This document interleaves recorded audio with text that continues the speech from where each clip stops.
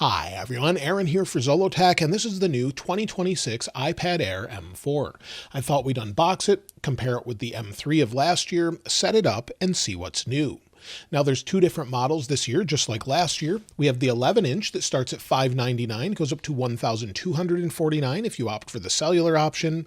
And we also have a 13-inch that starts at $799, goes up to $1,449 with cellular. There's no nano texture option, and storage sizes unfortunately start at 128 gigabytes. You've got a 256, 512, and 1 terabyte option as well. There's no color differences from last year to this year, so we have the same blue, purple, starlight, and space gray, and here is the purple one. So last year I had the blue one. We'll compare them in a moment. Let's flip it over here. You'll see what we have here. We have the 128 gigabyte iPad Air.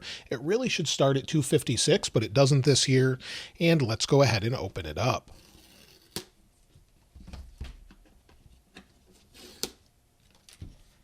And we'll remove it from the box here.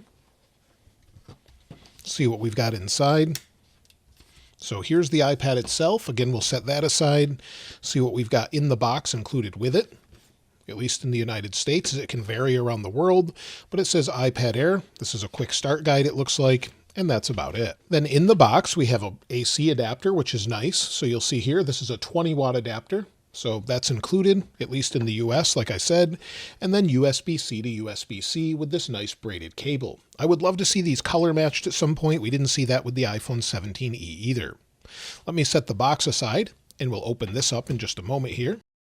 So with the 11-inch model, like I mentioned before, it's the purple option. So you'll see purple here, just like you would expect. Again, no changes really as far as color from last year. So we'll set this over here as we open up the other one as well. And if we flip this over, again, it's the 128 gigabyte variant. Again, it should be 256, but it's not. And these are the Wi-Fi variants as well. Let's go ahead and open up this one. And again, this one is actually Starlight.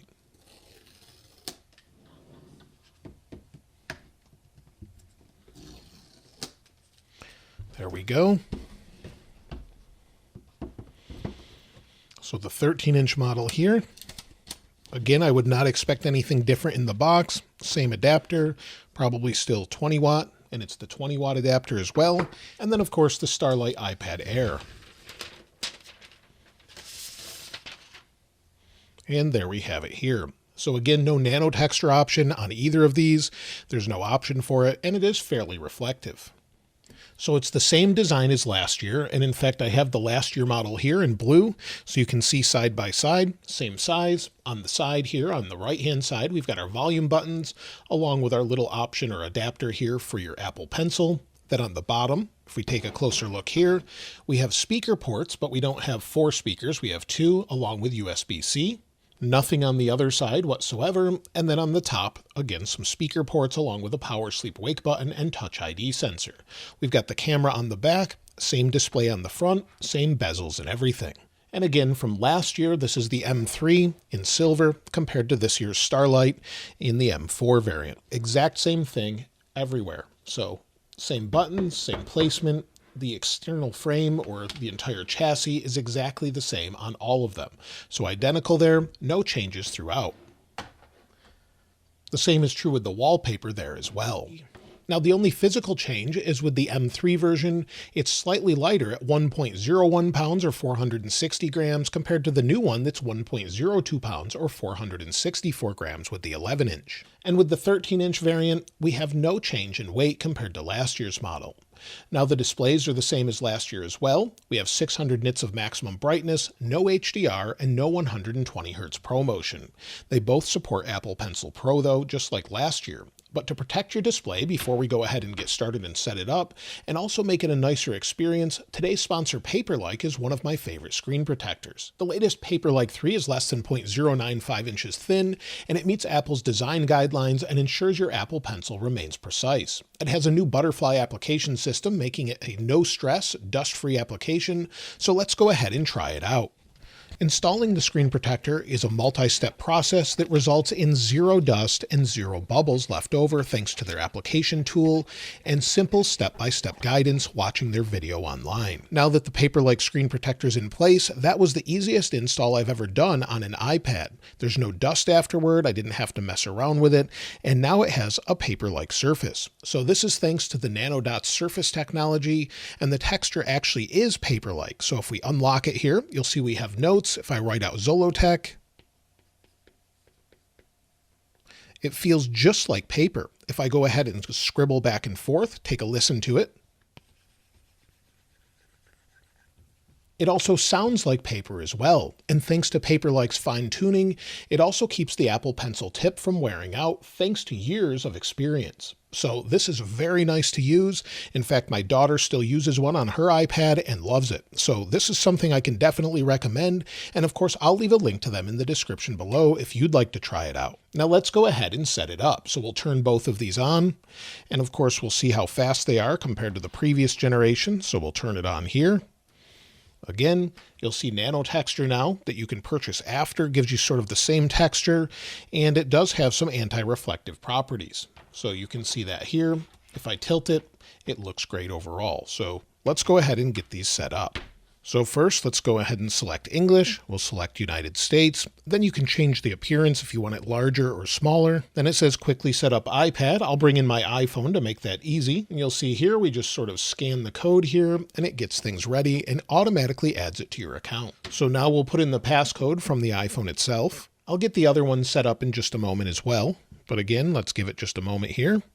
We'll set it to update later. We want to see what version's automatically installed, and we'll tap continue. Now we can set up Touch ID. So the Touch ID sensor's up here. We'll just place our finger here over and over until it's ready.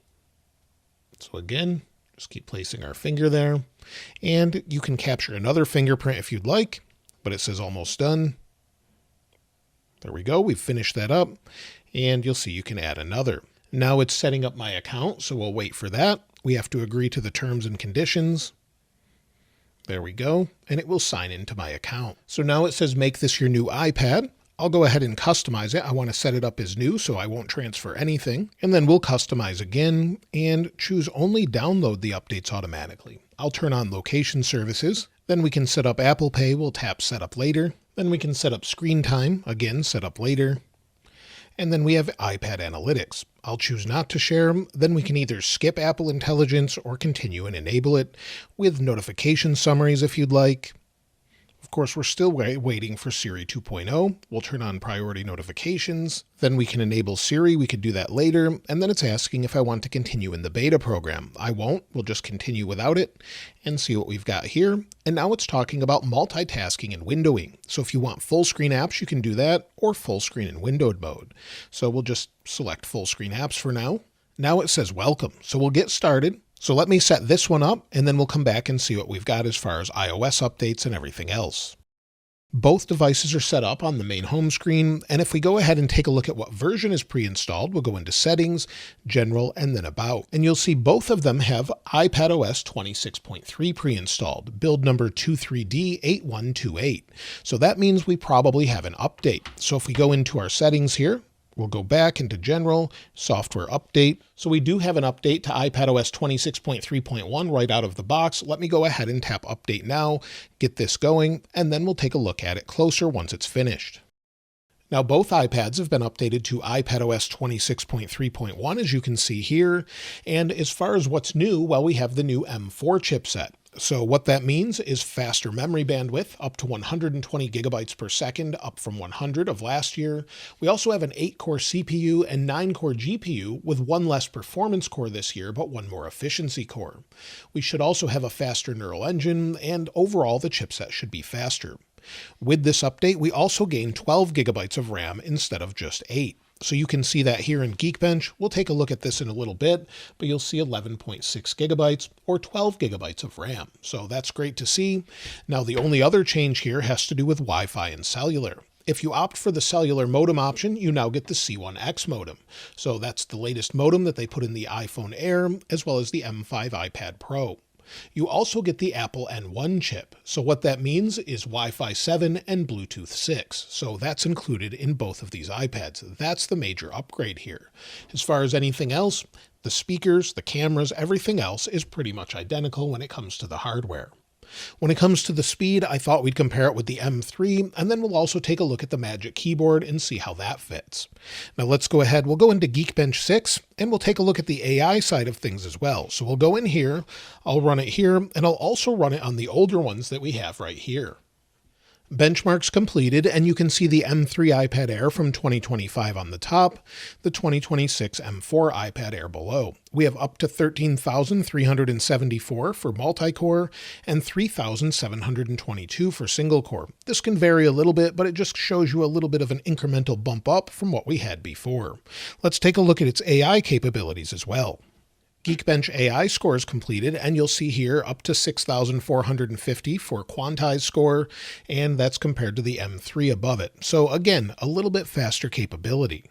While there is a bump up in performance overall, battery life remains the same, so if you're wondering if you should upgrade from an M3 to an M4 iPad Air, I would say probably hold off for this year. You won't really notice much of a difference. If you need the fastest performance, you want to edit videos full-time, things like that, and really just want the best one out there, of course go with the iPad Pro. Now as far as the wallpapers included, I would expect them to be the same, but let's take a look. So again, if we scroll down here, wait for collections, and of course, you're going to see hello that we have here. So you can add this one. You have hello in blue and different colors here, but we of course have the ones on the box that go along with each one of these iPads. So these are the default purple and starlight. Of course, you have gray, starlight, purple, and blue. So again, starlight, we'll pick purple here so it matches what we have. Now, as I mentioned earlier, this is fully compatible with the Apple Pencil Pro. You'll see Pencil Pro here, and just connect it. It works automatically, and then you can use it on your screen. So again, back and forth. If you want to go in and draw, you can do that. No issues there, and you get all the features with it as well, and it charges here. Now, as far as other accessories, well, let's take a look at the keyboard. As I have the keyboard from last year, we can test out here. If we flip this over, again, this is the M4 variant here. And then off to my left, I have the M3 variant. So again, you'll see the two different colors here. So we can differentiate those. And let's take some magnet paper, as I would expect them to be the same. So you can see all the different magnets here. So it's a little easier to see there. All the magnets pretty much look the same. You have the same patterns. So we go around the outside edge. You're going to see the same thing, and that will allow for connection to the Mac keyboard. So the Magic Keyboard for iPad Air. So if we go ahead and grab this, again, it's for iPad Air. We'll just place it here, and it should work automatically. So place it there. We'll move the old one out of the way. And of course, it will work fine. We've got our trackpad here that works automatically. You of course can type, no issues whatsoever. And you've got the keyboard that is not backlit. So this is not the backlit keyboard. You need the Pro version for that, and that's not compatible. So let me show you that. So you can see the Magic Keyboard from the iPad Pro here, and if we try and connect the iPad Air, it just won't work. It doesn't even hold on properly, it just falls down. There's no magnetic connection, so the magnets are completely different. But on this iPad keyboard, so again, the Magic Keyboard here, we can fold it up. It helps protect it. We do have a port for charging here as well. And then of course, we've got our port on the other side. So you can use it like that, but it is quite thick. It does work well with that keyboard though. So that's everything with the new iPad Air M4. We have the new processor, of course, along with the C1X modem if you opt for the cellular model, and also the N1 networking modem. So that's a nice upgrade with Wi-Fi 7 and Bluetooth 6. Other than that, not a whole lot of upgrades here, very similar to what we had last year. The one thing I would love to see them do is bump this up to at least 256 gigs of storage to start, as even the iPhone 17e got that upgrade this year. Other than that, though, I think it's a solid iPad. However, if you're going to add the keyboard, the Apple Pencil Pro, I would probably opt for maybe last year's iPad Pro with the tandem OLED display. It's just super fast, a much nicer iPad with the newer display, and of course, it's the latest generation chip. However, this will get upgrades for years, and it's a great iPad, but for the price, when you add all of those accessories, it's hard to justify. You could go with the base iPad, get a similar experience. When you're ready, bump up to the Pro. Let me know what you think, though, of the iPad Air in the comments below, and of course, I'll link these wallpapers in the description like I normally do. If you haven't subscribed already, though, please subscribe, and if you enjoyed the video, please give it a like. As always, thanks for watching. This is Aaron. I'll see you next time.